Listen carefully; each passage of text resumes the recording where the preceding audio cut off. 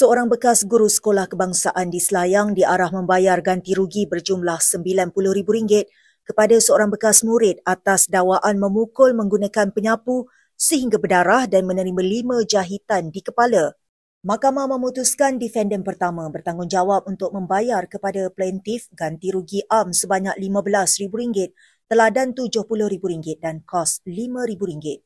Perintah itu dikeluarkan Pesuruhjaya Kehakiman Mahkamah Tinggi Sivil Datuk Hazizah Kasim selepas membenarkan rayuan keputusan Hakim Mahkamah Session Selayang Nur Rajiah Mat Zain yang dibuat pada 20 Mac lalu.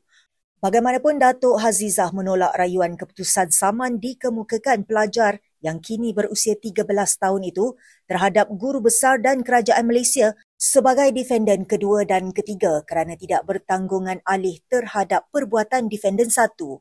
Mahkamah mendapati pegawai penyiasat menjadikan saksi pembelaan kedua hanya berasaskan kepada keterangan dengar cakap dan tiada nas undang-undang yang menyokong dapatan itu.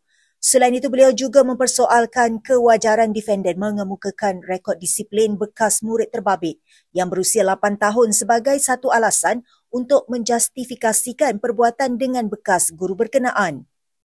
Prosiding dihadiri bapa pelajar Muhammad Amirul Azdi Mat Yusof 41 tahun, Peguam Azmir Mat Saad dan Nur Zalikah Nur Kashfi yang mewakili plaintiff serta Peguam Muhammad Baharudin Ahmad Kasim dan Muhammad Zali Syari mewakili guru berkenaan. Turut hadir Peguam Kanan Persekutuan Nur Aifa Cik Abdullah mewakili bagi pihak guru besar dan kerajaan.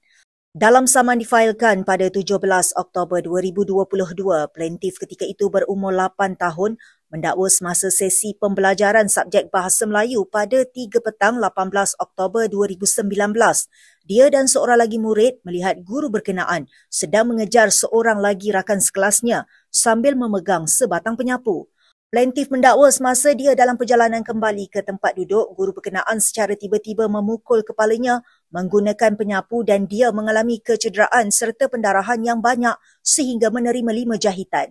Susulan itu, bapa plaintiff membuat laporan polis mengenai kejadian berkenaan pukul 6.45 petang hari yang sama dan meminta guru itu memberi penjelasan. Dan guru berkenaan menyatakan bahawa mangsa dipukul kerana tidak berada di tempat duduk ketika sesi pembelajaran dalam kelas.